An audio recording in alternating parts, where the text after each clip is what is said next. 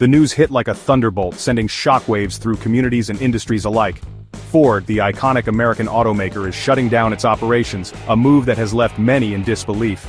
Key production facilities across the United States are going dark, marking the end of an era. Assembly lines, once humming with activity, will fall silent, leaving a void in the heart of American manufacturing. This is unprecedented. Never before has Ford taken such drastic action, a testament to the severity of the current situation. The ramifications are enormous. Thousands of jobs hang in the balance, affecting not just workers but entire communities. Families face an uncertain future, their livelihoods shattered by this unexpected turn of events. The carefully calibrated machinery of American manufacturing grinds to a halt, symbolizing a broader economic freeze. The impact will ripple outward, disrupting supply chains and sending shockwaves through the economy, affecting countless businesses.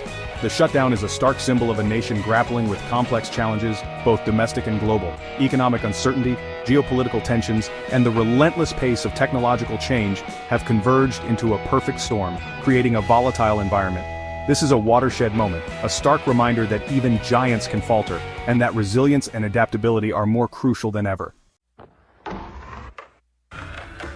Ford's motivations remain murky. The company cites current market conditions but offers few specifics. Industry analysts scramble to decipher the cryptic pronouncements. Some point to the rising cost of raw materials, fueled by global instability. Others whisper of shifting consumer preferences, as demand for gas-guzzling SUVs wanes. The specter of automation looms large. Robots, tireless and efficient, threaten to replace human workers on the factory floor. Ford, facing pressure to remain competitive, may be embracing this technological revolution even at a human cost. Then there's the geopolitical chessboard. Trade tensions simmer between the United States and China, casting a long shadow over global commerce. Has Ford fallen victim to this economic Cold War? The answer, like so much else, remains shrouded in uncertainty. From his Mar-a-Lago estate, former President Donald Trump has weighed in. In a series of fiery pronouncements, he blames the Biden administration for Ford's woes. He rails against unfair trade practices, particularly those of China. Trump's words resonate with his base, many of whom see the shutdown as a betrayal of American workers. The former president's rhetoric is a potent reminder of the deep divisions that continue to plague the nation. His pronouncements have reignited the debate over globalization and its discontents. The current administration has been quick to push back, defending its economic policies and emphasizing the need for a nuanced approach to trade relations. The political battle lines are drawn, with the fate of American workers caught in the crossfire. Half a world away, in the gleaming skyscrapers of Beijing, Chinese officials are observing the unfolding drama with keen interest. They are meticulously analyzing every development, aware of the potential implications for their own economy.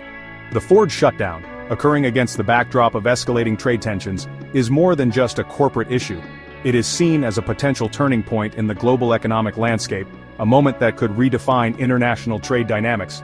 Some interpret it as a sign of American decline, a symbol of shifting fortunes in the global market.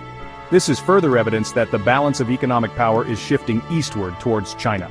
China, with its vast manufacturing capacity and growing technological prowess, is not just watching, but preparing to act.